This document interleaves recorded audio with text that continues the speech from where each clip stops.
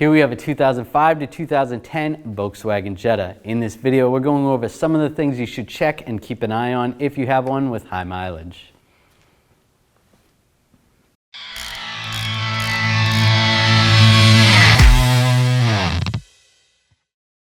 Let's start with the battery. You can't start the car without a good battery. So underneath here is where it's located.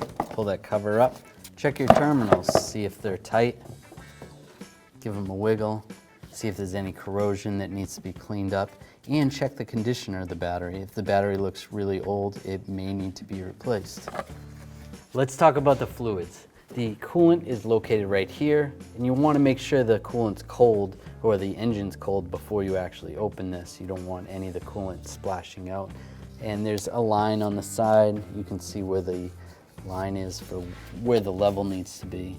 You can always check the concentrate of the coolant, see if there's too much coolant or too much water. It's best to just flush the entire system if it seems like it's off. And when the level gets low, there is a level indicator that says your coolant level's low. So that's a good thing to check.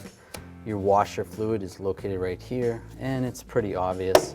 Just add the proper washer fluid that you want to use. Put the lid back on. You can check your oil with the dipstick right here. Just wipe it off with a rag and then put it back in. Make sure the car's on a level surface. And then right in those hash marks is where you want the oil level. This oil looks a little on the low side. If it seems extremely dirty, it's probably time to change it if you didn't know. Make sure you use synthetic oil in this vehicle. And the fill cap is located right here. The brake fluid is located underneath here, under the engine cover. So we're gonna need to remove the engine cover to do that. There's a couple screws right here. Take those two out. And there's a worm clamp back here, or another type of clamp. Take that off. And then this pops up. There is some bushings that hold it on. And the level is right there. You can see it needs to be in between the min and the max. You preferably want it closer to the max. You can give it a wiggle and see where the level is. If you have to replace it, wipe the cap off so you don't get any dirt and debris in there. Take the cap off. Then you can either flush the system out or just suck as much of the fluid out as possible and put new fluid in. It should be good. While we have this cover off, you can check the air filter. It's actually under here in the cover. Just take those Phillips head screws out, pop that off, and you can see the air filter. With that cover off, you can do a general check and just take a look and see if you see any fluids leaking, especially near the valve cover. See if you see any oil leaking. You could pull up the coil packs and see if you see any oil in there. That's a good indication the valve cover needs to be replaced. And any fluid over here. Looks pretty good. Your serpentine belts are located right here, and there's another belt down there. If you see that those are cracking at all or even squealing when you start the vehicle, you probably need to replace the belts and maybe the tensioner as well. These ones look pretty good right here. See if you see any cracking in the belt material. It's got to be replaced.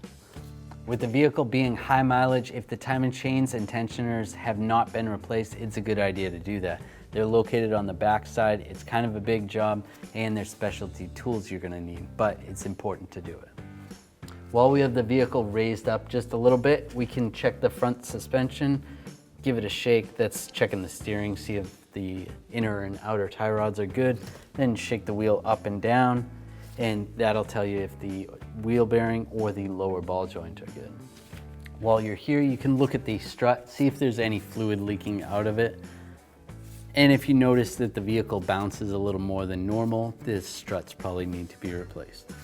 From underneath the vehicle, you can see where your oil filter is located.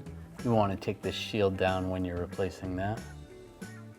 A little further back, you have a flex pipe right here, and sometimes these like to leak, so if you have an exhaust leak, check this area out. And take a look at the rest of the exhaust. There's some cracking going on over here.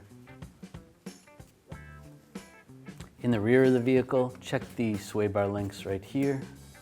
In the bushings as well, they're making noise. The rear coil springs, sometimes those break, and also the rear shocks. Take a look at the CV boots, see if they're cracked or ripped. Then Normally it's easier to replace the whole CV joint itself rather than just replace the boot.